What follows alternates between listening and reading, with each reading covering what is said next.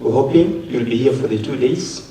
Join, learn, interact, make connections for your life after this university, or within the time you're still in this university. You may be among those ones that may merit to get what? The first program maybe. Now the ambassador is here, and he's the representative of our state. And he has the power to say, now we are here, we give 10 students a chance to go to Iran. So as also having 10 students from Iran coming to the university, right? Yeah, so those are the partners we want to forge. And for this, Your Honor, His Excellency the Ambassador, I also want to inform you, most of the students here do Bachelor of Arts. And to the audience, if you don't know, the Ambassador is a graduate of political science. So if you're doing political science, there's already a mentor in the house. So hope you share with us the experience, the academic journey until where he is. At this point, I take this opportunity to welcome the Dean Faculty of Arts and Social Sciences.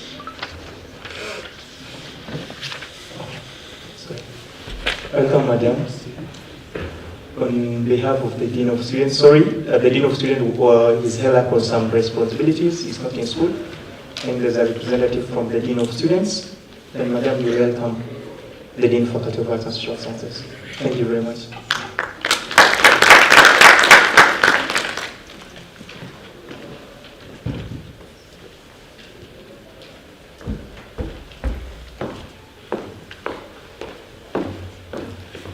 Good morning, everyone.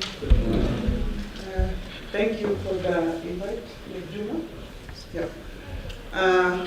My name is Rosemary Omondo. I'm the registrar in charge of the Dean of Students. Standing here on behalf of the Dean of Students, Mr. Keynote, who is out of the country this week on official duty. So I do not have a lot to say, but let me take this opportunity and let me guide in the protocols already set by to welcome everyone to this function. It is very important to look at education now as an international agenda, and it is very important to also work within that international agenda to form this global village that we are working towards. So on behalf of the university and on behalf of the Dean of Students Office, let me welcome the Ambassador of the Islamic Republic of Iran to Kenya to this event, and the representative from EU, and in absentia, the women rep, who will probably, I understand, will join us later. Now, I do not have a lot to say, but this event ties in very closely to the University of Nairobi strategic plan. The University of Nairobi strategic plan has a strategic objective of internationalization. So that means that the university is keen on making sure that their students expand to other areas and other countries, and students from other countries also come here, because we know what happens when we internationalize our education and our catchment of students. The standard goes up, skills level goes up, catchment for employment, innovation, industrialization, everything goes up. So that's a strategic objective of the University of Nairobi, and therefore it falls in very neatly with such an activity. I want to appreciate the UNSA Congress for Faculty of Arts and Social Sciences for making this initiative, because it is important that we encourage the students to take leadership in such initiatives so that they know, these Gen Zs, they know what they want. Let's allow them, let's support them to find their fit within the agenda that the university has. So this is part of finding their fit. So the Office of the Dean of Students and the university as large supports this event, and will continue to support similar events. So because we know that we are building a stronger future for our students, for our graduates, and for our institution. So thank you very much and welcome. I hope you enjoy the proceedings. Thank you. So So let me take this opportunity to invite the Dean Faculty of Arts and Social Sciences, Professor Jacob Obengo.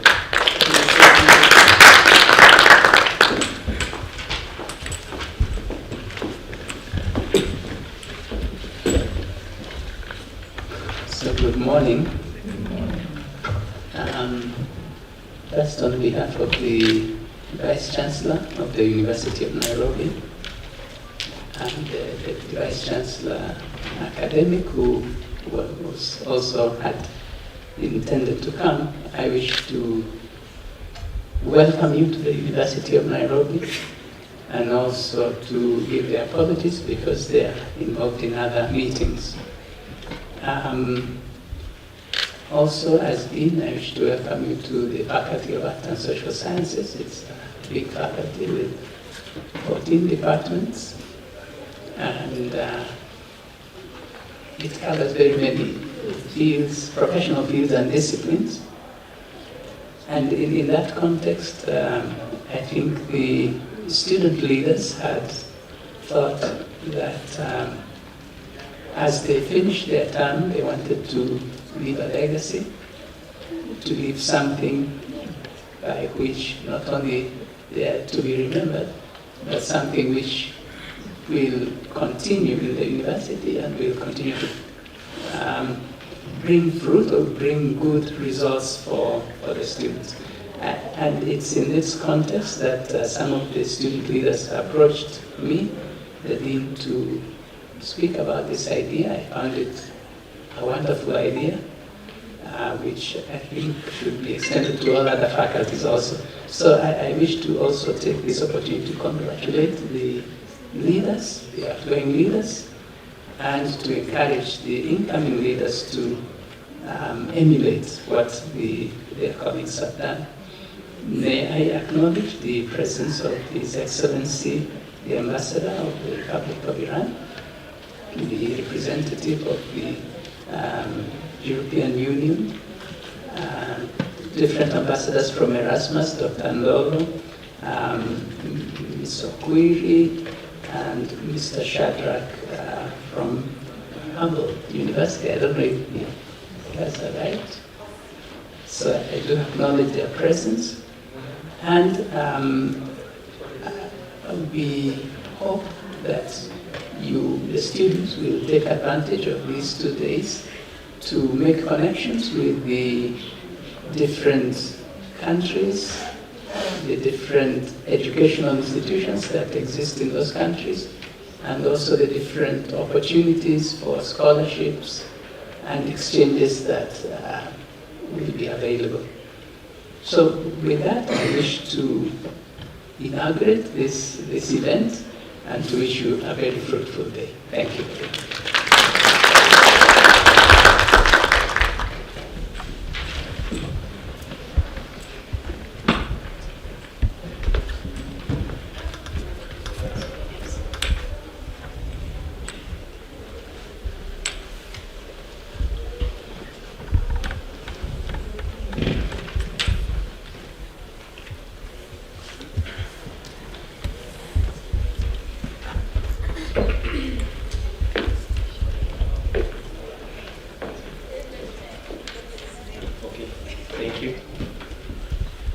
Thank you for that good speech, Vladimir. Okay, as we continue with the program, next we will have the keynote address from His Excellency, Andre Simek, the Deputy Head of Mission from European Union Delegation to Kenya. Thank you.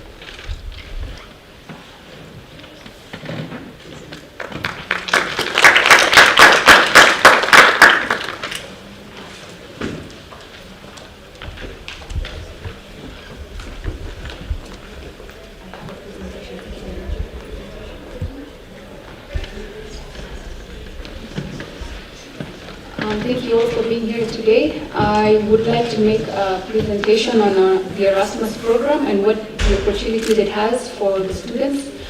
I believe there's a PowerPoint presentation that was sent. It can be shown.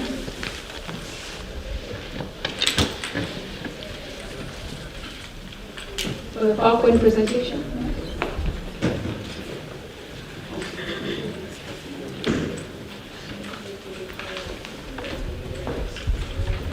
Okay, as we wait for the connection to take place so that he can present what she has. So allow me to invite the next guest, His Excellency Dr. Ali Gholampour from the Ambassador of Iran to Kenya.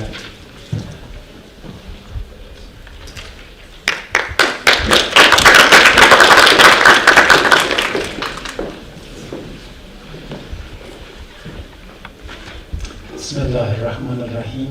In the name of God, the most compassionate, the most graceful. I would like to express my appreciations for the University of Nairobi and the organizers of this very august gathering and symposium, which is very dear and valuable for us to be present here with very young and very energetic faces of the youth and the students of the university who are looking for their prosperous future. And I hope that you would be able to get it the best professors and very distinguished and lovely faces of the students here. The purpose of my presence here is to introduce the Iranian educational system and the opportunities that are there for international students, especially the students from Kenya that will have the opportunity to travel to Iran and study there in the Iranian universities that provide very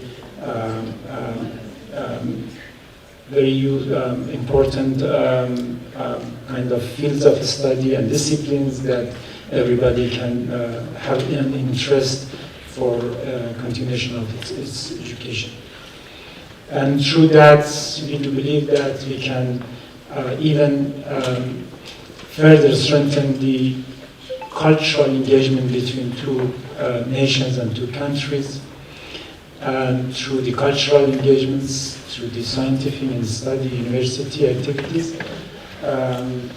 So it is like a priority for my government, and I think that even here in Kenya, the government and also the universities have their own plans and programs for prioritizing such interactions, scientific and study engagements between different countries, including my own country. I apologize if my remarks is a bit long, but I hope I would be through this to provide to you some further details regarding the Iranian educational system and higher education, and to be able to be enough informative for you. Distinguished guests, esteemed faculty members, dear students, it is a profound honor to address you today as the keynote speaker at the University of Nairobi International Study Fair. This remarkable event, organized by the University of Nairobi Students Association, serves as a vital platform for connecting students with global educational opportunities, aligning with the United Nations Sustainable Development Goal 4 for quality education. As the Ambassador of the Islamic Republic of Iran, I am thrilled to share the rich academic heritage and exciting prospects that Iran offers to international students. In an era defined by intricate global connections, the pursuit of knowledge transcends geographical boundaries, and international education emerges as a cornerstone for fostering mutual understanding, driving innovation and cultivating leaders equipped to navigate the complexities of our interconnected world. It fosters a global perspective, equipping students with the ability to navigate diverse cultures and ideas. Research suggests that studying abroad enhances career prospects by developing skills like adaptability, cross-cultural communication, and problem solving, which are highly valued in today's global marketplace. Moreover, it promotes personal growth, encouraging independence and resilience as students immerse themselves in new environments. International education holds a transformative power that extends far beyond the acquisition of academic credentials. Engaging in study abroad initiatives cultivates independence and self-reliance in the students as they navigate unfamiliar environments and make decisions autonomously.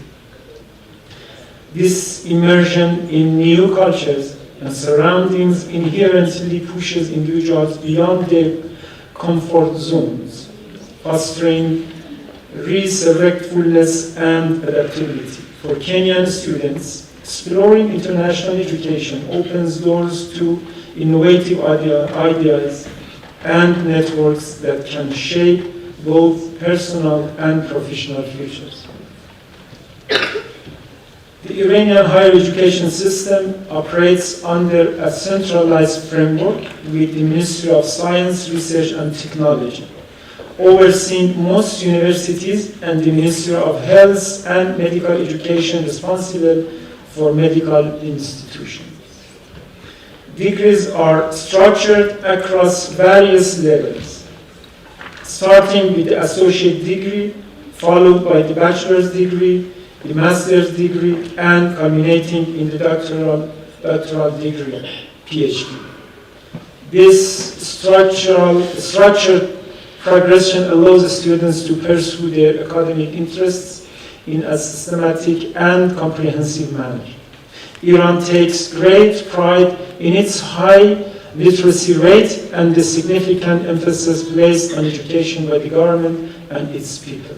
Many Iranian universities have achieved notable recognition both nationally and on the international stage, particularly in the fields of science, technology, engineering, and mathematics. Iran has a storied tradition of scholarship with a legacy of learning that spans centuries. Today, our nation hosts over 2,000 universities and academic centers, serving approximately 3.5 million students, including around more than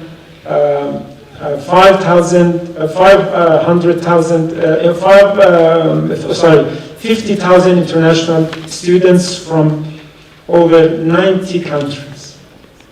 This vibrant academic community reflects Iran's commitment to education with a literacy rate of 94% for adults and 97% for young adults between 15 years to 24 as of 2016, among the highest in the region. Iran excels in scientific research, ranking 17th globally in scientific publication output according to the Simago Journal and Country Rank 2023. The country produces over 1% of the world's scientific publications, despite comprising less than 1% of the global population. Iran holds top global ranks in key fields like agricultural and biological sciences, 13th globally and first in the region, biochemistry, genetics, and molecular biology, 16th worldwide and first in the region, chemistry, 13th globally and second in the region, physics and astronomy, 17th worldwide and second in the region, computer sciences, 18th globally and second in the region, energy, 9th worldwide and first in the region, nursing science, 13th globally and first in the region, dentistry, 11th worldwide and third in the region, business and management science, 21st globally and second in the region, nanotechnology, 4th worldwide, stem cell research among the top 10 globally, engineering and technology, 13th globally in engineering, renewable energy, top 10 in solar and wind energy research. These achievements are driven by institutions like Tabiat Modares University and American University of Technology, which foster innovation through international collaborations. Iranian universities offer programs in fields such as engineering, medicine, humanities, social sciences, and the arts. Leading institutions like the University of Tehran ranked among the top in the region, and Sharif University of Technology are recognized for their academic rigor and research excellence. Iranian universities are supported by the Ministry of Science, Research and Technology, ensuring high standards and fostering international collaborations that enrich the academic experience. The Iranian government and various universities are deeply committed to supporting international students in their academic pursuits through a range of scholarship opportunities. We believe in fostering a global community of learners and researchers, and scholarships play a vital role in making this vision a reality. What sets Iran apart is its commitment to affordability. Tuition fees and living costs are significantly lower than in many Western countries, making quality education accessible. This affordability, combined with a vibrant cultural heritage, makes Iran an attractive destination for students seeking both academic excellence and a unique cultural experience. To support talented international students, Iran offers a range of scholarship opportunities administered by the Ministry of Science, Research and Technology, and individual universities. These scholarships are designed to promote academic excellence and make education accessible. There are three primary options available. Full scholarship. These highly competitive awards cover tuition fees, accommodation in single student dormitories, health insurance, and often include a monthly stipend for living expenses. They are typically awarded to students with exceptional academic records with eligibility criteria, including age limits, maximum 20 for bachelor, 26 for master's, and 31 for PhD. And strong academic proof, UT Alborz scholarships. Semi-funded scholarships or partial scholarships. These scholarships cover specific expenses such as tuition fees or accommodation depending on the program and the student's qualifications. They are merit-based and evaluated by university councils, offering flexibility for students with varying financial needs. Self-payment options. For students who do not secure scholarships, self-payment options are available at competitive rates. For example, at the University of Tehran, humanities programs cost $850 to $1,700 per semester, while engineering and technology fields range from $1,500 to $2,100. Medical programs at Tehran University of Medical Sciences range from $3,000 to $10,000 annually, still affordable compared to global standards. These opportunities ensure that students from diverse backgrounds can access Iran's world-class education system. To apply, students must submit documents like certified transcripts, a passport copy, and a letter from the ministry with applications screened by the Scholarship Council and finalized by the relevant ministries. Beyond academics, studying in Iran offers a rich cultural immersion. From the ancient ruins of Persepolis to the vibrant markets of Tehran, Iran is a land of history and hospitality. Visitors are often touched by the warmth of the Iranian people, who welcome international students with open hearts. This cultural experience combined with affordable education and robust academic programs, makes Iran an ideal destination for students seeking both knowledge and adventure. I warmly invite you to visit the Iranian desk at this fair to learn more about our universities and scholarship programs. Our colleagues are eager to guide you through the application process and answer any questions. You may also contact the Embassy of the Islamic Republic of Iran in Nairobi for further assistance. In closing, I encourage you to seize this opportunity to explore studying in Iran, a country where academic excellence meets cultural richness.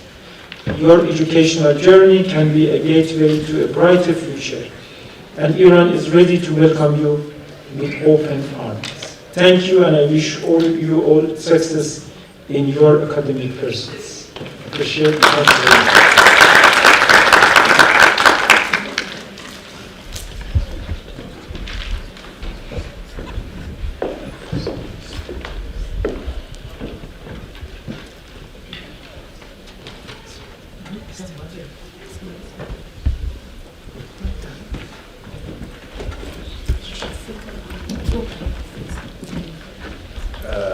Thank you so much, His Excellency, the Ambassador of Iran, for your comprehensive speech and the details of how to go about the scholarship and the scholarships that you offer.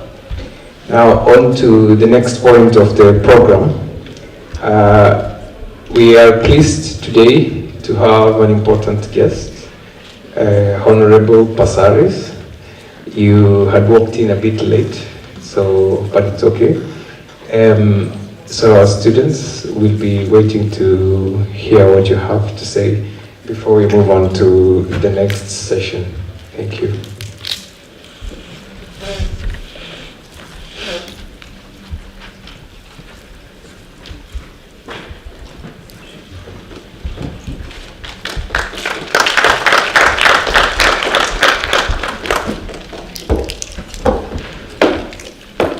Welcome, Honorable. I have to make a public apology on behalf of the Honorable. When I texted her for the first time, and then shared the poster, I had written her name as Honorable Saris M.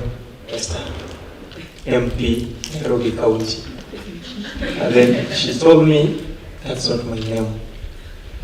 Then she said, my name is Esther M. Pasaris, MP, OGW. Nairobi Women Representative. So I had voted to make a public apology on behalf of myself and the university. Honorable, I apologize. I welcome you to the University of Nairobi. Welcome. Allow me to, first of all, Your Excellency, nice to meet you, and all the dignitaries that are here, representatives from the university, and the students. Good morning. First of all, I'm not late. The thing is, you were not organized. You were not ready in time. My team was here. My team kept keeping me abreast and telling me what's going on. And I don't normally, in Parliament they call me Mzungu. That means white person. Because I'm always the first person to appear in the room. And the meeting is supposed to start at 9:30. I'm already there by 9:15. And then the meeting ends up starting at 10 or 11 when we go for certain meetings. So that I've realized now, instead of me wasting my time, I make sure that I have an advanced team. And when the advanced team gets there, they keep me abreast on what's going on, and then I can get there in time for us to start. I understand that you've got exams going on right now, and you probably didn't do much to market within yourselves to fill up the room, because with the number of students you have at the University of Nairobi, and with His Excellency taking time out of his office, and all the other speakers that you would have coming here, it's a bit demotivating to see the hall not filled up, right? Because this is for you, it's not for us, right? So if I can take my time to come and be here for the students of this great university, then I expect that the students themselves would make the time to be here to listen. unless the topic is not of interest to them. And maybe you need to start looking at what are the topics that interest our students. Maybe you should do an opinion poll. Maybe if you say, hey, we're having a session on how to bash our MPs and our leaders and our president better, the room will be filled. And then, you know, we come and we talk to a full audience and we talk about why not to do that, all right? Why to engage in social media in a more mature and respectable way. Why to understand, you know, you're the digital babies. I don't know if in the future we'll just be saying we want to get pregnant and boom, the child will appear through social media. I'm just thinking, you know, you're a different age, you know, and it's a dangerous age. It's an age of perception. It's an age where you don't know who you are. You know, I once was doing a TikTok, and I was in my car, I just come out from the gym, and I was really looking rough. My hair, everything was a mess. And I've done the gym, and I'm in my car, and I'm nicely trying to do a TikTok. And then I look at myself, and I'm like, ooh, wow, what's happened here? I was so beautiful. They put my makeup on. I was like, I had to look at the mirror and say, do I really have all this makeup? What happened here? So I realized that, wow, this is a different age altogether. I don't even have to put makeup if I want to go on TikTok. TikTok will put my makeup. You can't even dress me up. You know, you can even change my skin color.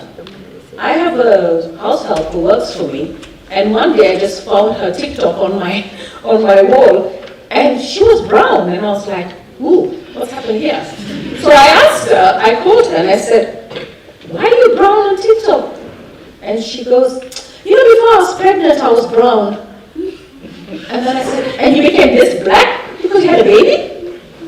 Okay, and then you have others who are black, and then you see their knuckles are all dark, and then you ask what's going on, they're trying to be white. You got the straight hairs trying to be curly, and the curly hairs trying to be straight. My goodness, we are a generation that really needs help. And I don't know how Ruto's going to fix that, because you all think that the president should fix every problem that we have in this country. That's not the way it's supposed to be. Problems have to be fixed by all of us together.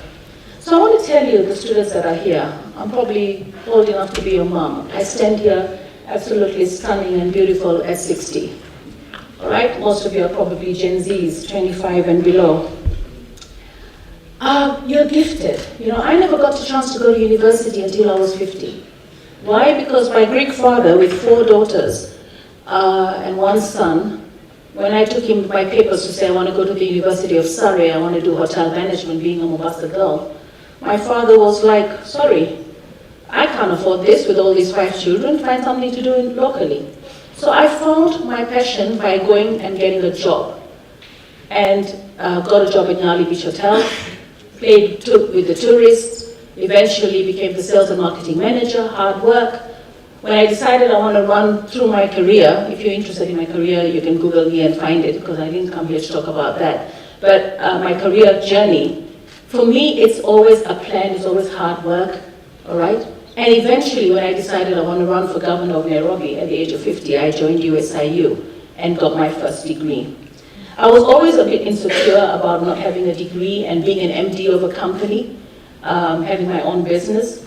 And what that made me realize is I need the degree to become the governor of Nairobi, because it was a requirement. I didn't want to be engaged in all the court battles of fake degrees, so I actually have a genuine one from USIU. But you, look at you.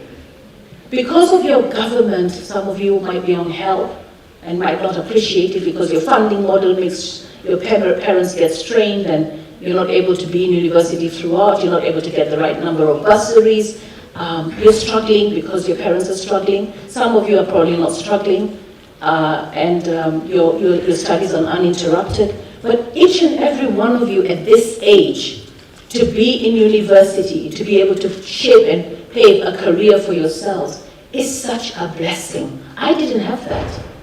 But look at me, I'm the Nairobi County Women Representative. I've run 2 very successful businesses. At one point I was employing over 100 people, some of them deaf. I've won lots of awards, UN Habitat, the Guinness Scout Award, for being a social entrepreneur. I became a leader, like Robin Sharma says, before I got the title, all right? And you don't have to be a leader because you're elected. I think I became a leader way before I became elected. So what I'm telling you is you've got a beautiful opportunity right now. And you really have to thank your parents or your guardians and your government.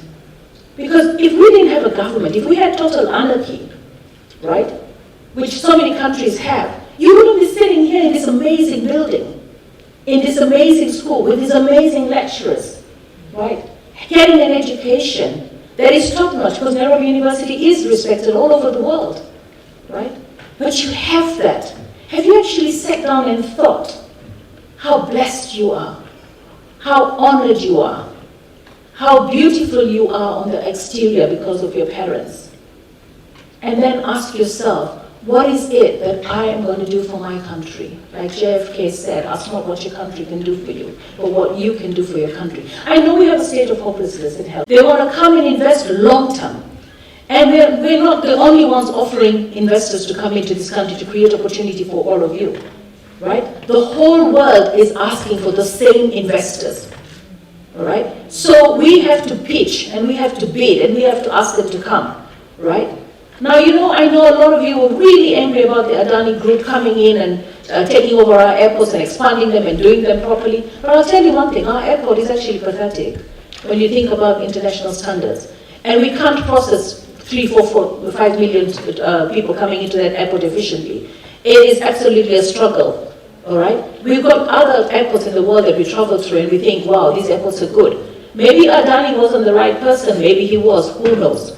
But at the end of the day, I had been to airports where Adani had done them up. I'd been to Ahmedabad airport before it was done by him and after it was done by him, and I was quite impressed, all right? But again, politics get into the sway and mix of things, and then social media tries to derail and erode somebody or an institution's ability to be able to do something good, and then we lose out. But I think we would have created a hell of a lot of jobs in there as we expand our airport, a lot of opportunity for efficient arrival into our country for conferences. And that is good for all of us to be able to spur up the economy and get us going. So not everything is bad. And some things might not be as good as you want them to be, but if we have to criticize just to criticize, then we're doing something wrong. I really hope that we'll find a partner to come in and do our airport. We definitely can't afford to do it for ourselves. We don't have the money. After we pay our debt and we pay our recurring expenditure, the little money that we have to develop this country is less than $1 trillion. And we need so many projects to be done. When I saw recently somebody talking about the wage bill of Parliament, and they're talking about how the wage bill of Parliament is so high. At the same time, you know, the biggest employer in this country is the government. The government needs to employ more teachers. I really commend the president for sticking to his manifesto, even though we say Ruto doesn't deliver, Ruto lies. At the end of the day, he wanted to employ 100,000 teachers, and he's employed more teachers than any other government since the independence of this country. And those teachers are students like you, who've gone through the course and they want to be teaching. That's their calling, all right? So we need to create jobs for them. We can't create jobs for them and pay them by air. We have to pay them by the wage bill. And the wage bill means that the government will have to have an increase in the wage bill. So sometimes you complain about things that actually are for your own benefit. You come out of here as a nurse and a doctor, all right? And you want a job as a nurse or a doctor. And then you're complaining about the wage bill. In the catch-22.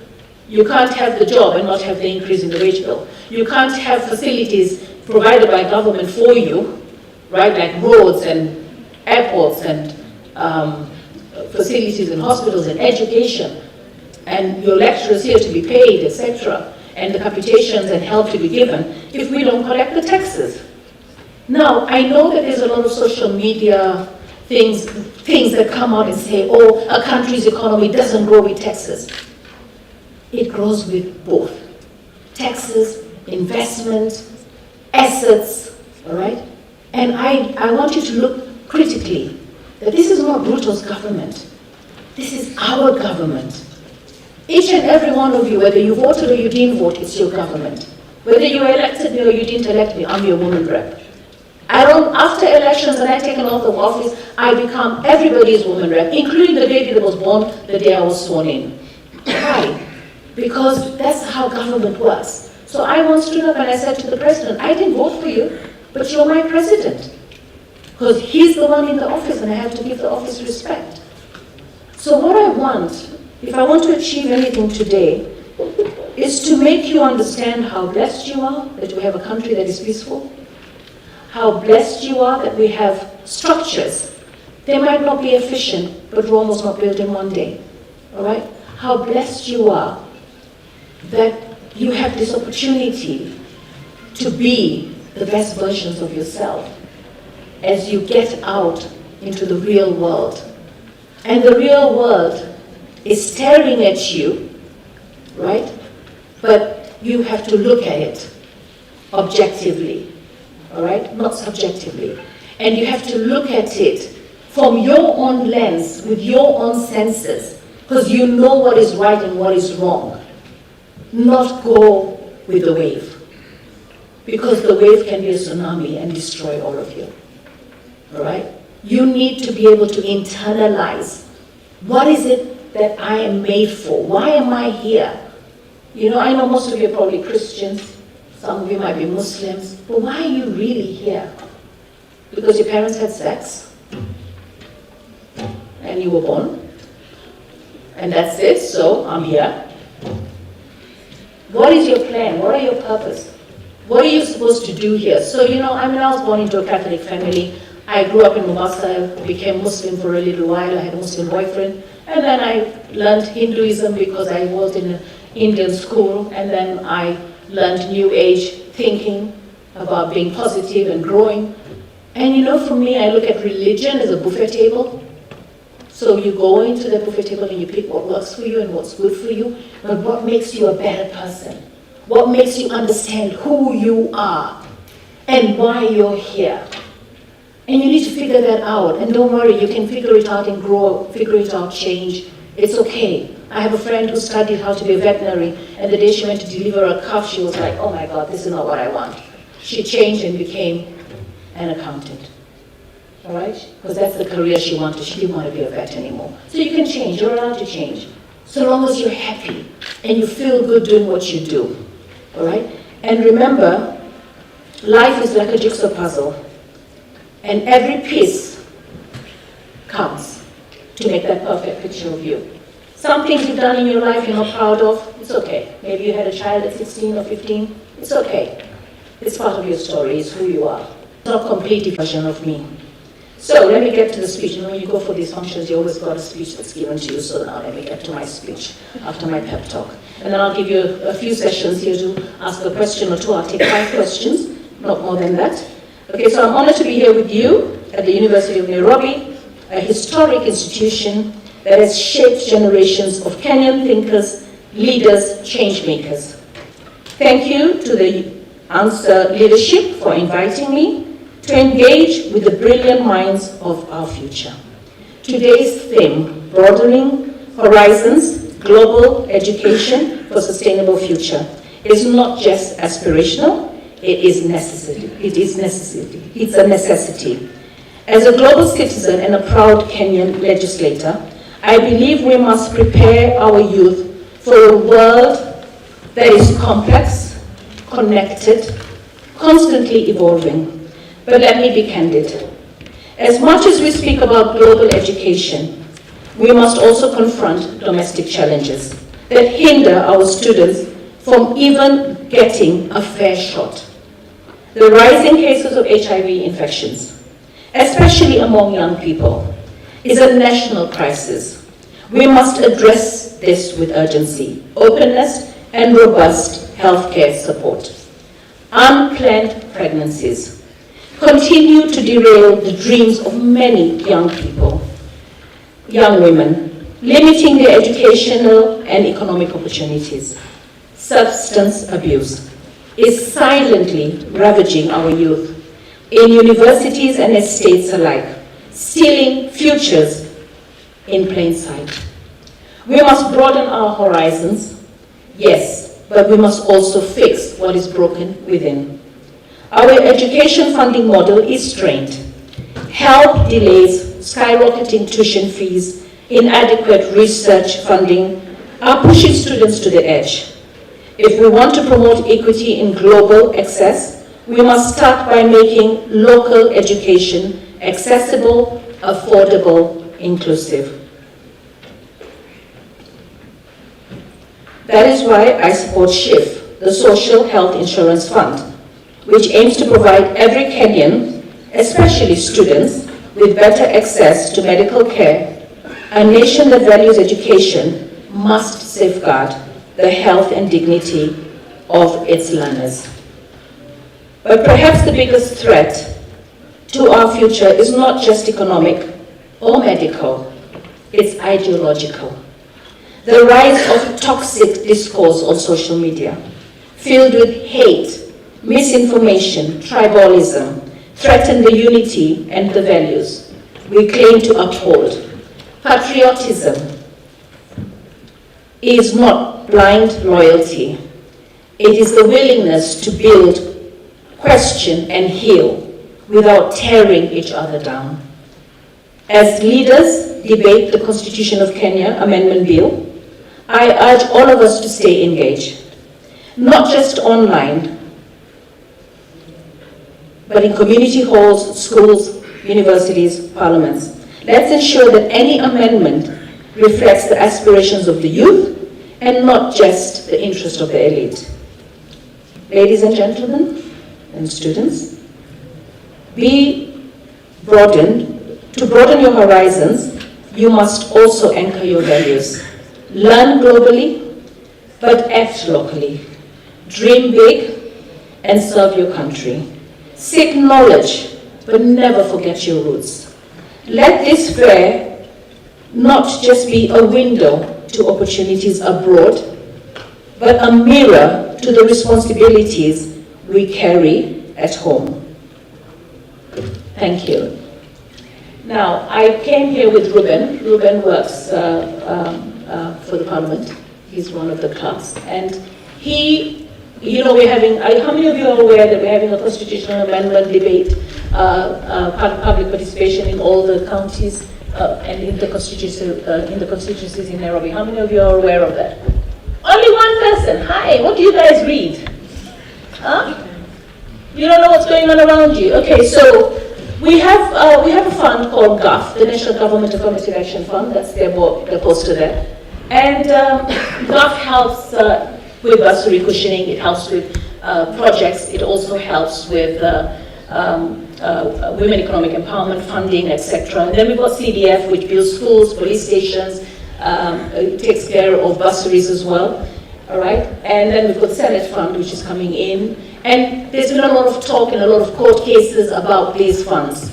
All right. Now, there's been a debate on whether the funds should move to the county governments. Now, we decided to do what the law says we should do, is have a public participation. And the public participation is for you to engage. How many of you here have gotten bursaries from your MPs or from the Women Reps Fund? How many of you? Okay, just a few of you have got it. Okay, so let me tell you first. One, it's limited. Two, it's available for those who make the application. Like in the next 2 weeks, I'm going to be giving out about 11 million shillings to my county as in bursaries. So for me, I've seen the classrooms that are built by MPs. The MPs are grassroots leaders. I've seen the police stations built by them, the county administration offices built by them, and recently the judiciary engaged us on helping them to build courts. And I believe that the MP, when we talk about devolution, we're talking about the MP being right at the bottom where the people need him and meet him, right? So we are fighting to defend this fund not to be taken to the main cave of devolution for the county governments. And for that, I invited Ruben. Maybe you can come in and just say something in 2-3 minutes about what we're doing with the public participation. Ruben has got some public participation forms. It would be wrong for me to have this audience of Kenyans and students that will not actually participate in the public participation. So if you'd like to participate, whether you support or you don't support, you will get a form from Ruben and you can fill it up. Contrary views are also welcome. The thing is, this is how we better our constitution. I'm not here to tell you to say yes. I'm here to tell you to understand that what your MP has done. But when I asked you whether you're aware of it, none of you seem to be aware. You need to be aware. You need to be connected. How many of you know your MCA? Who can tell me what MCA stands for? I'll give you 1,000 shillings. Who can tell me what MCA stands for? Tell me. What does MCA stand for? MCA stands for Member of County Assembly. Perfect. You got 1,000 shillings when I sit down. Okay. All right. So, do you know your MCA? How many of you know your MCA? Very few. You have to, I mean, you're criticizing a government and you don't even know it. All right? How many of you know your MPs? I mean, I'm your county MP. Who's your MP? Sorry? Which constituency is that? Nandi. Anybody here from Nairobi? Yeah? Anybody from Nairobi that knows the MP? Who's the MP for Starehe? 1,000 shillings. Okay, who's the MP for Kasarani? Another 1,000. Yeah? Who? Perfect. Who's the MP for Madare? You guys, you need to get with it. You can't criticize the government when you don't know it. So you need to understand who your leaders are. Then you engage them. Then you get the services. So we as MPs, we are asking for entrenchment into the constitution of the National Government Affirmative Action Fund, the CD, NGCDF, and the Women Represent, and the Senate Fund. So we are saying that those funds are good, and I'll tell you they are good. Today in the morning I spoke to a woman who has an autistic child. We give 10,000 shillings to families that have children living with disability, and that will really help them. We don't care whether you're primary or secondary, because most of them stay in primary for most of their lives. So we give 10,000 shillings. I've told them to put their names together, come and see me with the forms, and we will give as many as we can. Maybe 100 students will be able to get that's 2 million shillings. 100 students will get 10,000 shillings each, and that will be able to help them go through their school. That money comes from Texas. It gives me, the woman rep, the position. I'm building a safe house in Nairobi right now. The safe house is for ending sexual gender-based violence, to give them a shelter and a safe house. It's a project worth 150 million. If I didn't have that fund, I wouldn't have put the money in there, right? We've set a lot of people in businesses. Even you as university students, if you came together and formed a CBO or a self-help group, I would be able to give you 100,000 shillings for Chama saving, or for a project. I can give you even up to 1 million shillings if you guys come up with a good project. So get together, form a self-help group, come up with a project, and I can make sure that you get the money to do your project. We have a young street lady in Madare who, Jared, her name's got off my mind. What's the name of the lady in Madare? The one we, The lady we helped with the kitchen equipment? Shiru. Okay, so Shiru, that's 60 now, memory loss. So Shiru came to us when I was at a function in Madare, and she carved me this amazing watermelon. And I was like, wow, this is so beautiful. It was my first time seeing watermelon carved so beautifully. And I said, what do you do? She says, I'm a chef. And then she says, can I talk to you? And I said, sure. And she sat down with me and she says, I was a street girl. I taught myself how to be a chef. I want to get other street girls off the streets. The only challenge I have is when I'm called for an outside catering, I don't have pots, I don't have shaving dishes, I don't have plates. When I hire all that, we don't make any profit. So she put a proposal together with the help of my office, and eventually she got 700,000 shillings worth of kitchen equipment. All right. During the Climate Africa conference, Shiru was catering for 3,000 people in Uhuru Park for the Africa climate. All right. And she does parties and catering everywhere. She's lifted so many people out of poverty by teaching them how to be chefs. So that's what Ngaf does. All right. So please, I ask for your support. But if you have a contrary opinion, it's allowed. You can do that as well. So Ruben, please, 1 minute, and then we can get off the stage. Thank you.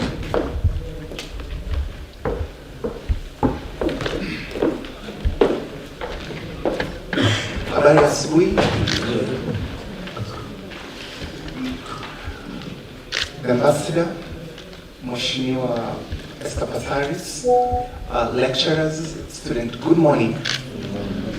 I won't take much of your time, but before I even begin talking, I just want to mention one or two things. I was a student of the university also. I was a student of Moi University, did political science. That was way back. 2006, left, joined the discipline forces.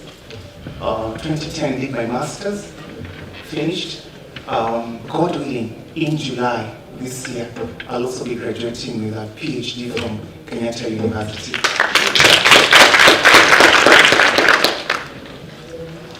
I just want to make some few remarks. I won't spend so much time. As we're talking currently, there is a public participation exercise taking place in all the constituencies. We all understand that the CDF, so to speak, the Constituency Development Fund, actually was introduced in Kenya in 2003 by Honorable Mwai Kibaki. It was spearheaded by the former member of All Kalau, Engineer Muriuki Karue. He was a private member. He was a private member. He's actually said to be the key individual who actually spearheaded the inception of the CDF Act in 2003. The main purpose as why the CDF was initiated was to bring about an issue of social economic development and to reduce poverty levels at the various constituencies. Thereafter, in 2015, there was a change from the CDF to the national government CDF. This change was brought about by constitutional and legal reforms, one of them being the Constitution of Kenya that came into being in 2010, and also court rulings. So what is the discussion taking place at the moment? At the moment, at the various constituencies levels all over the country, what is taking place is that the object of the bill, Constitutional Amendment Bill, Bill number 4 for 2025, is geared towards addressing three particular things. One of them is actually, all along, the CDF has been operating as an act, but the intention nowadays, the intention at the moment has been to make it part and parcel of the Constitution.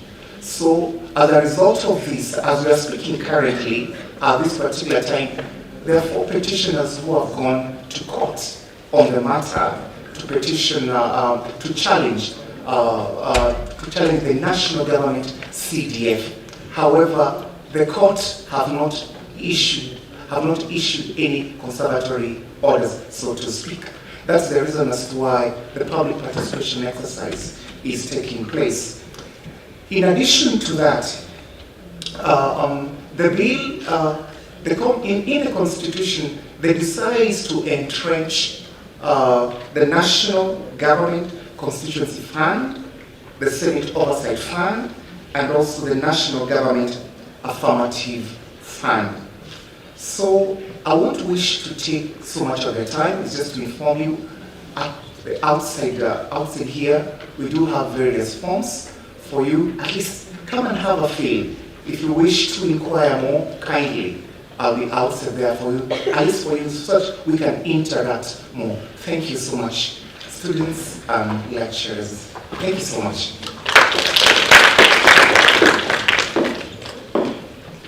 Thank you, Ruben, and I really admire people who end up studying all the way to doctorate. My goodness, I still have to get through my master's. What I would like, I talked to you about SHA, and it would be wrong for me to leave here without giving you the short code, all right? Because I'm sure most of you have not enrolled, and then when you end up in problems, you will end up looking for your Mheshimiwa, calling a Harambe, right? I want you to be treated with dignity, and we want SHA to have as many members as possible, because the more members we have, the more money we have, the more we can serve you better. So SHA, take off your phones. Your phones. Those of you who have not registered with SHA, take out your phones. All right, the short code. Your health matters. You cannot create wealth if you don't have health. You need your health. And you want our medical, UHC, Universal Healthcare, right, is tough to deliver if we don't have a buy-in from everyone. So please, if you have to do something meaningful today, register yourself with SHA. Pay your premium every month. And know that when you're unwell, you can go into a medical facility, find medicine, find doctors, find nurses, be admitted, get treatment. And maybe it's not going to be you who will get the medical attention, but somebody who desperately needs it will get it because you joined SHA. and you made sure that that initiative to provide universal health care by the government was successful. All right? Then there is another initiative which you can tell your parents about, which is Boma Yangu. How many of you have heard about Boma Yangu? No? No one? All right. Star 832 hash. Star 832 hash. Boma Yangu, the president's going around commissioning a lot of housing projects. We're trying to make sure. Yeah, I think what you'll do, Ruben, you keep the forms there and you sit there. They've seen where you are. They'll come and get the forms from you, or we can give it to Juma. Juma, yeah. Those who want the forms can put their hands up, and then Juma will give you the forms. You can fill it because we'll have to go back with the forms. So star 832 hash is Boma Yangu. The president's doing housing projects. We want to eliminate slums, informal settlements. We want people to live with dignity, water in their houses, stone houses, not houses that get washed away in a storm. All right? We want people to have electricity, water, dignity, security, playing fields for their children, safety. You know, this is how we have to move. You can't have a county like Nairobi where you have massive malls like Junction and Village Market and Westgate and Serit Center, and then you've got people living in the informal settlements. We want better housing conditions. And Boma Yangu has social housing, low-cost housing, and affordable housing. It's got all the categories. It's got student one-bedrooms as well, studios, right? Who knows? You could be a homeowner, right? And houses appreciate it. It's a good way to save your money. Alcohol, drugs, booze, partying, let me tell you, limit that, because it doesn't do you any good, all right? It can get you into a lot of trouble. It's okay to party, but have the one drink, that's it. If you're going to have a drink, it's one, all right? You don't have, I hear excuses that Jesus drank wine, but please, you guys are doing a lot more than wine. So try and get to own assets. There's nothing more important than owning a house. Try and get your parents into registering to Boma Yangu, putting a little money there, and getting a social house anywhere in the country where we're having a project.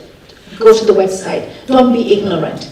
Learn a lot more about your government. And when you see us getting bashed, right, please bash them on our account, because we need all these warriors on our side as well. We're not bad. I was a citizen just like you before I became a leader. My goodness, I stood up to be counted to lead my country and change my country. I don't need to wake up in the morning and be insulted. And I mean, the famous word they like calling us is Malaya. I mean, bloody hell. I mean, surely somebody old enough to be your mother, and you've never been my client, you think you should call me prostitute? I mean, we have a problem. We have a problem. All right? So I need you to step up and be not that silent generation that doesn't hear no evil, says no evil, says no evil. I want you to be advocates of what is right and what is true. And God has given you 5 senses, not 1 sense, 5 senses to figure that out for yourself. And I want you to figure it out. So, 5 questions. Who are asking questions? 1? No questions? Oh, I love this crowd. Okay, any questions? Hands up? No? All right, thank you very much. God bless you.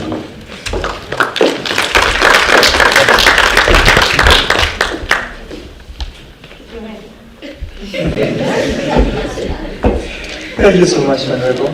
That's our mother. Take note of what she said. Know your purpose. But from all the others, The 4,000 shillings I claimed, that's my treasurer there and can sort it out. it's okay. So for the comrades, the 4,000 is here. Pin allocation for us. So I take this chance to welcome the representative of the deputy head of the mission for the European Union in Kenya, Ms. Hamdi Hamid Ibrahim. Welcome.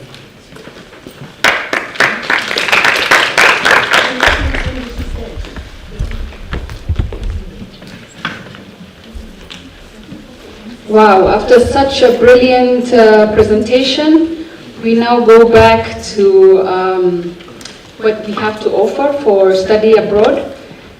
The European Union has plenty of opportunities for young students as well as all the way to the PhD level. Today I want to present to you a little bit about what the EU is, because I know some of you might not be aware, and also tell you what offers we have, scholarships and non-scholarships. Thank you.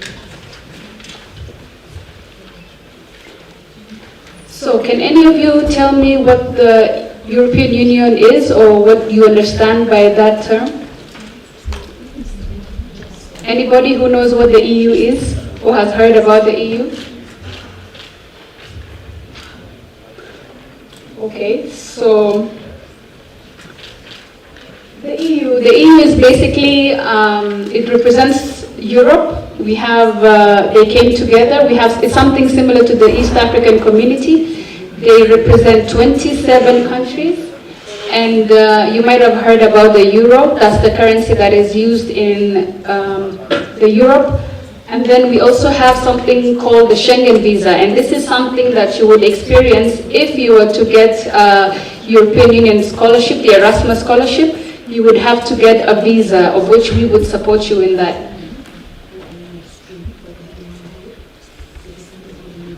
So basically, Erasmus is the higher education program for the European Union.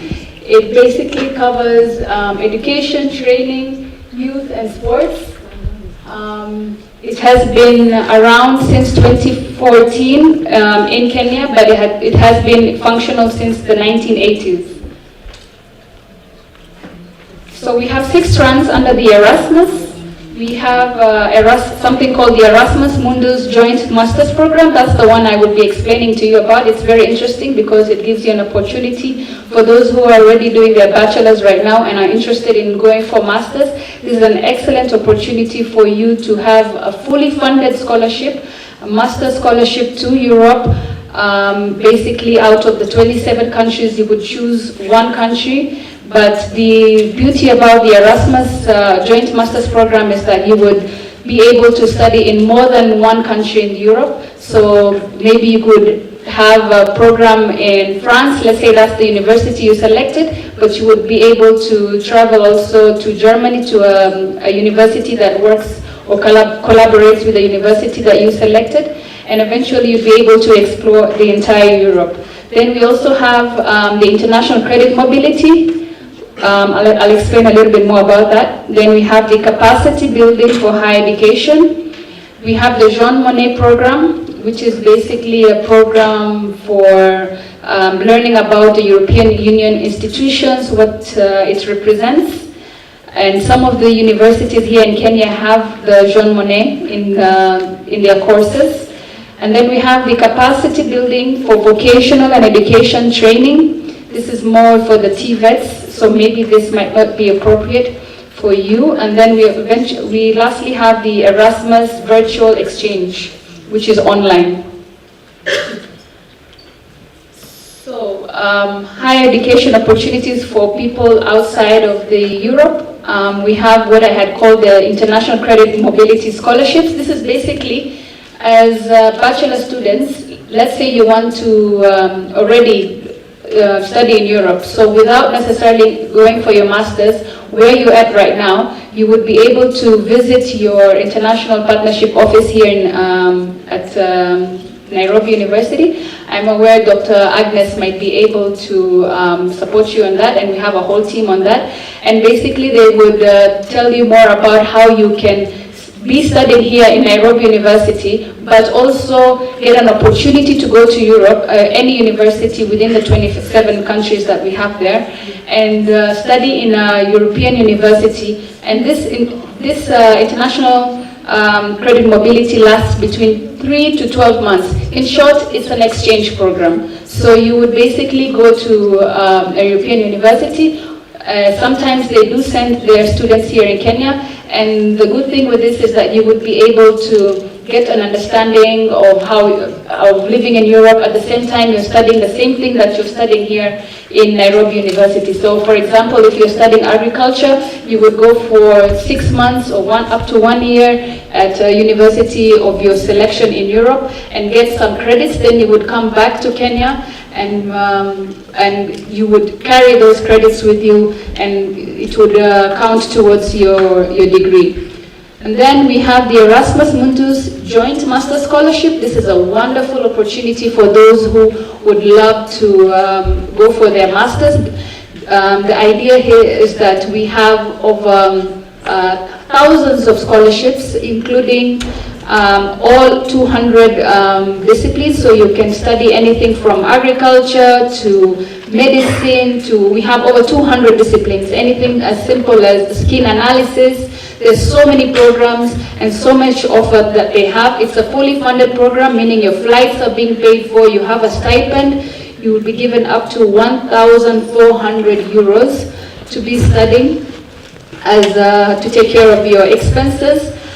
Your fees are paid, so you don't have to bother your parents. There's so much advantages to this Erasmus Mundus Joint Masters.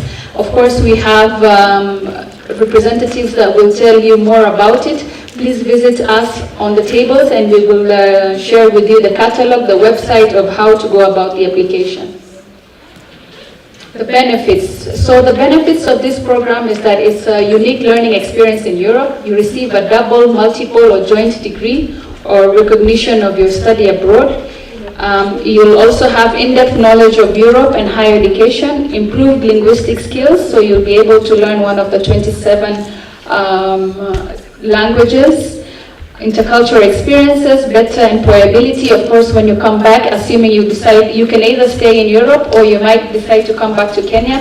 Either way, you will be much better position in terms of finding a job. And then lastly, academic exchange of knowledge, ideas, and contacts. So this is the credit mobility I was speaking to you about, the exchange program. As I mentioned, it's anywhere between 2 to 12 months. It also goes not just for students, but also our lecturers, professors. They also have an opportunity to have this exchange. There's grants and travel assistance, so you'll be covered in that area.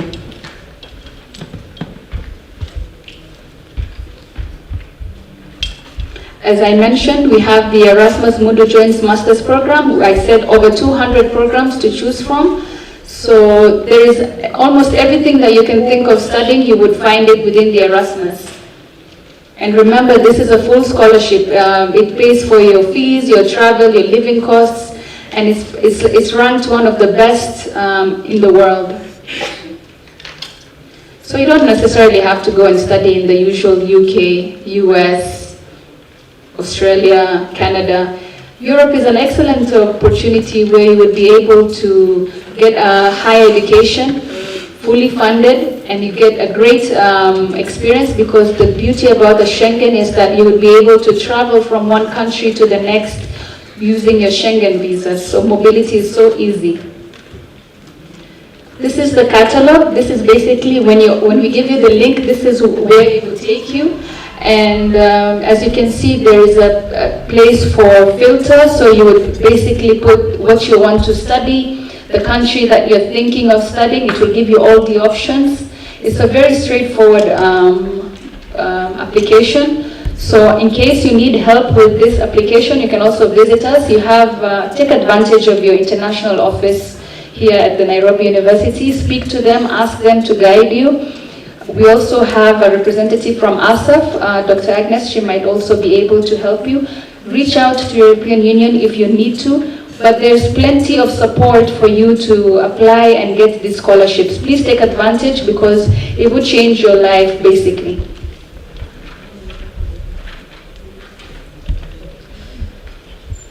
The eligibility is quite straightforward. We don't have necessarily an age limit.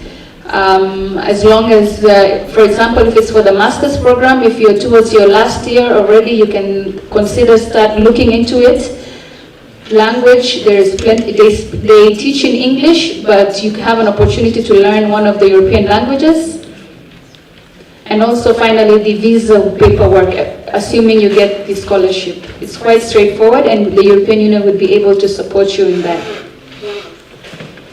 So if you were to be a successful candidate, please prepare your visa requests and other administrative procedures. Ensure you have all the necessary documents ready well in advance. Everything needs to be certified. You don't have to have your degree. Let's say you're on your last year, you don't have to have your degree per se, but as long as you have completed your course and you know you are in line for graduation, you would still be able to travel. There is more links here for useful information. Please, if you need to take a picture, you can, but worry not, we will also be having more information for you at the desk. And then I would like to, now that I've spoken a lot about the Erasmus program, I would like to touch on our member states bilateral programs. Remember, the European Union is representing 27 countries, and 19 of those countries are here in Kenya.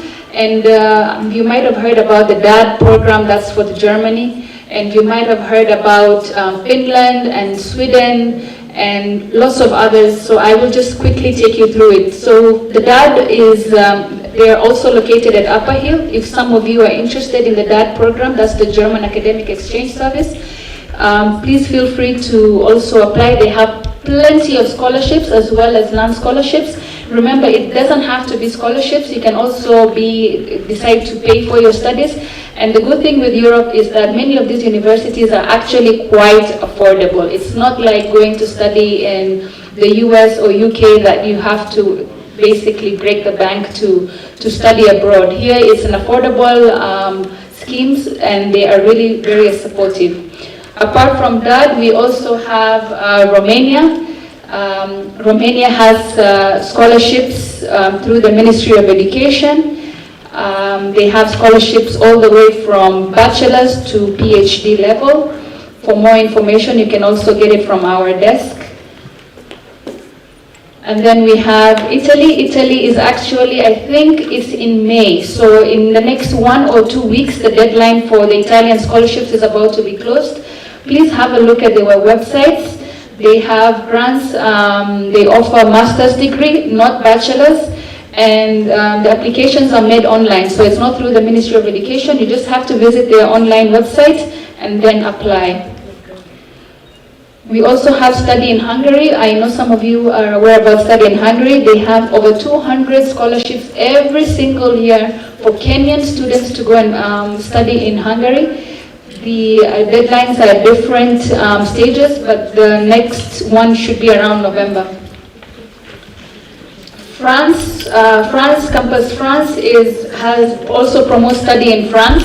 If you're interested in studying in France, please visit their website. They also have several disciplines and in different areas, so I'm sure you'll be able to be supported. And also lastly, Sweden. Sweden has bachelor, masters, as well as teaching opportunities, studying how to be a teacher, so feel free to visit their website. And those are the advantages I discussed about. Thank you so much for your time, and I wish you a bit more, as the Honorable Passaris mentioned, it's unfortunate that this auditorium today is not filled. It would have been a great opportunity, but please reach out to your colleagues, tell them about this presentation, explain to them about the Erasmus, and tell them that there is plenty of opportunities for them to study in Europe, to visit the website and see how they can benefit from this. Once again, thank you all, and also for the distinguished guests, thank you for your presence today. If you have any questions, I'm ready to take them. If not, let me know.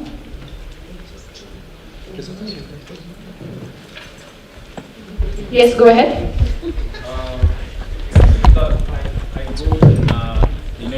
go in the European Union do the Erasmus program. Yes. And I get a full scholarship. Yes. Okay, sorry for that. Now, assume that I go for the European Union do the Erasmus program, and I get full scholarship. And you've told us the full scholarship caters for everything, including our tuition fee to accommodation. Do I get flights? Yeah, and even flights. Yeah. So I have to work my way through passport and visa. Yes. And when I'm in Europe, do I get to study, to work while studying? This is an excellent question. It depends on the university, but yes, there's nothing limiting you from studying. But the beauty about the Erasmus program, again, as I told you, is that you have a stipend. 1,400 euros is more than sufficient. You don't really have to work. That's the reason why they give you the stipend, so that you can focus on your studies and you don't have to be thinking about the extra work that you need to put in to be able to pay for your fees. But there is nothing limiting you from finding a part-time job. Okay, That's the question. Yeah. Okay, so my student visa caters for, I can work while I'm having a student visa. Yes, there are certain universities that give you, let's say, 15 hours per week. They give you, it depends on the university, they give you specific hours that they know wouldn't affect your studies, but that is from university to university. But there is nothing limiting you within the Schengen rules or regulation that from studying, from working separately, part-time. Okay, thank you for that. Yeah. Any other question?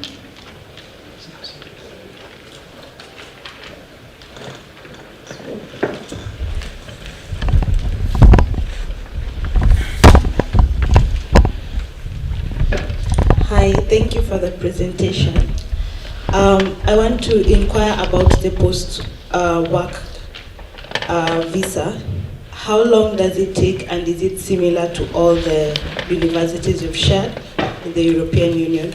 And also, what are the opportunities for employers sponsoring students who have acquired opportunities either to do internship after they have graduated or they have found work within the European Union countries? So let me understand this. You want to know opportunities for working after you've completed your studies? Yes. As I mentioned earlier, of course, you can decide. There are plenty of actually Erasmus students who are in Europe, in different parts of Europe, that have decided to remain in Europe. For the work visa, once you finished your studies, and it is a question of you visiting the government offices and finding a way to, once you have as you've said, your employer has given you an opportunity, you would be able to get a work permit, but that needs separate application. But the process is quite straightforward. There is nothing that hinders you from, once you've found, let's say you finished your master's and now you want to go for your job, there's nothing that hinders you from getting the work permit. It's a question of making the paperwork and applying for it. Okay, and also does the scholarship offer extended postgraduate work visa? No, the scholarship is basically covering only the studies. So, but because you're already in Europe and you finished your studies, for work permit and issues of working in Europe, that's a separate issue. And the two questions are talking about immigration issues. Whenever you're going into a foreign country, the first responsibility that is on you is you must make sure that you're legally in that country. The status of your being in that country will define what you can do in that country. Now I'm wearing my foreign mission hat. So if you get a scholarship, you will get a student visa. That is a student visa. It has nothing to do with work or whether you can stay. If you go beyond the time you're allowed to be in that country within that student visa, you are undocumented alien and you shall be removed. So you must always make sure that if your status changes and you stop being a student, you must legalize your status as a resident and follow the right path. Go to the Rat House or wherever. Visit the government office. The immigration and get the right permission to stay in that country. However, what has been said is correct, that on a student visa, depending on the country, you might be allowed to do some part-time work, probably 10 hours a week, 20 hours a week, but you must restrict yourself within what your visa limitation gives you. So let's try and remember, scholarship, immigration, two different issues. Scholarship, is there an academic requirement that are needed for someone to, let's say, to get the full-time scholarship? Second question, you have talked about the exchange program. Am I the one who is supposed to apply for the exchange scholarship of the department? Thank you. Those are very good questions. For the first question on eligibility, your question was if you can repeat that. Your first question was? Just speak up, it's okay. Okay, I was asking, is there an academic requirement?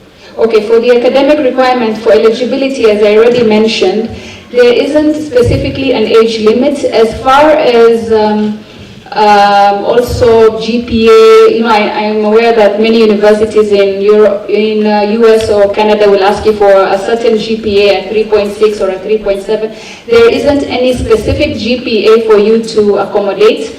The thing is, this is something that you are competing globally. So it's not just Kenyan students, you're competing with students in China, you're competing with students in different parts of the world. So what they do is, the idea is to make a very good application so that your application stands out and you're selected for the scholarship. But there's no specific GPA. I mean, you could have a GPA maybe less than somebody else, but you're still selected. Reason because is your letter, perhaps your motivation letter is really convincing, or you have a very good papers put together that convinces them that you are an ideal student for the Erasmus program. So there's no age limit and there is no specific GPA for you to satisfy. Although it is a good idea to get some of these English assessments, like I believe it's called TOEFL or something like that.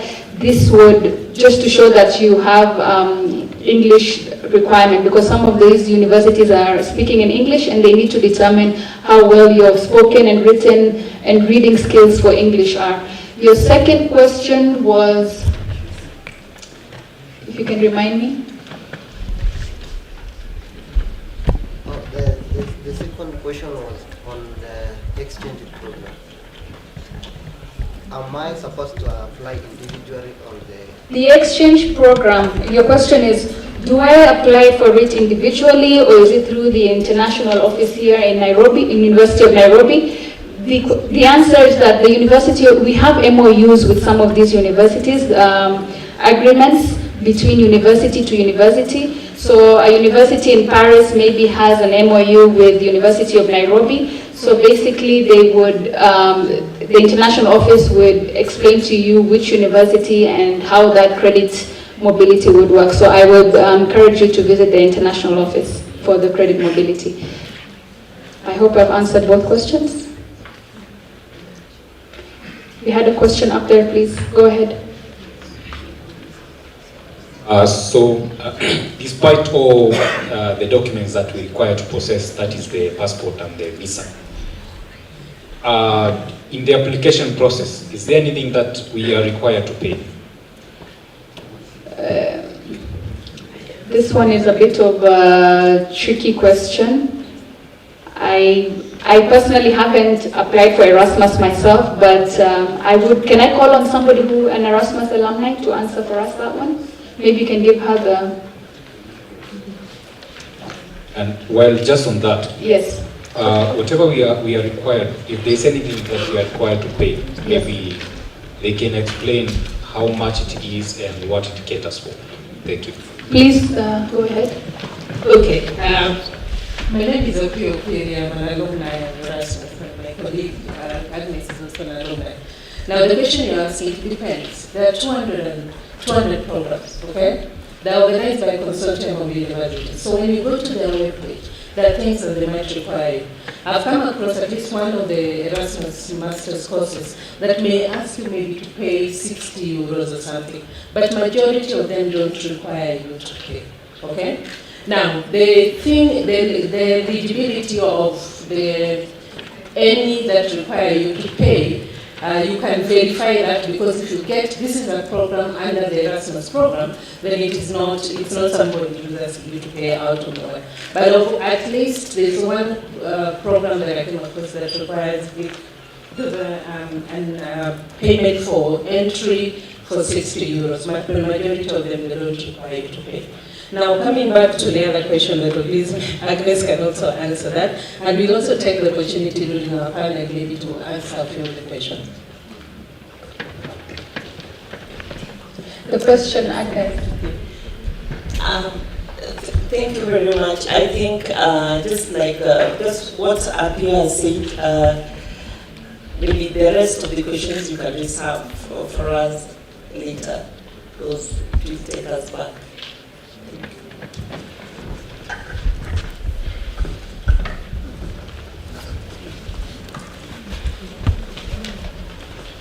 I think that's it. Yes? Please feel free to ask the other questions during the panel discussion that will take place. We'll have people that will be able to assist you. Thank you all for your time, and I hope to see more and more applications for the Erasmus. Thank you. Thank you so much, Hamdi Ibrahim, for a very nice presentation. Thank you, comrades, for the questions. At this juncture, as we prepare gifts for keynote speakers, I want to request the moderator to step forward and call everyone to the panel.